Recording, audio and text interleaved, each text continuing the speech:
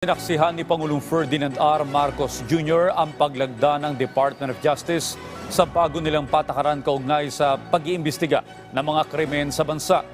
Naniniwala ang Pangulo na makatutulong ang mga bagong patakaran para mapagbuti pa ang justice system sa Pilipinas. Si Bien Manalo sa sentro ng balita. With the signing of the 2024 Department of Justice National Prosecution Service or DOJ-NPS rules on preliminary investigations and inquest proceedings, we are moving towards a shared goal of a more robust and responsive legal system. Sinaksihan ni Pangulong Ferdinand R. Marcos Jr. ang paglagda ng 2024 Department of Justice National Prosecution Services Rules on Preliminary Investigation and Inquest Proceedings.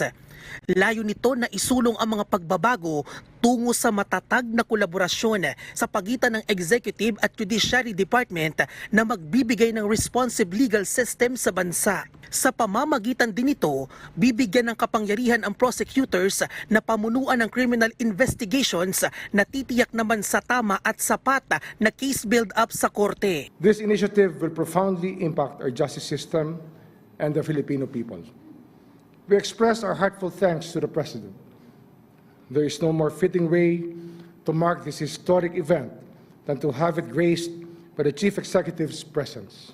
These rules will lead to a higher conviction rate, declog court dockets, and ensure a more streamlined justice process. These new rules, ladies and gentlemen, however, are just but the first major steps towards more comprehensive reforms at the Department of Justice. Sisiguraduhin din ng bagong rules and procedures ng DOJ na makapaghatid ng patas na hustisya para sa lahat ng Pilipino kabilang na ang mga akusado.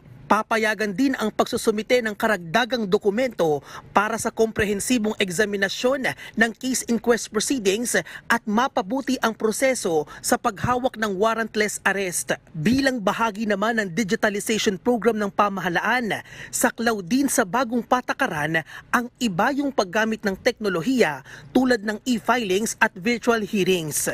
You are not just gatekeepers, but also the shepherds of the highest integrity, ethics, and impartiality in the administration of justice. Every case we handle, every decision we make, every reform we champion will impact the lives of every single Filipino, and it will shape the future of our country. Inatasan naman ng punong ehekutibo ang Justice Department at Philippine National Police na tiyakin ang seguridad at pagbibigay ng proteksyon sa mga prosecutor. Bien Manalo para sa Pambansang TV sa Bagong Pilipinas.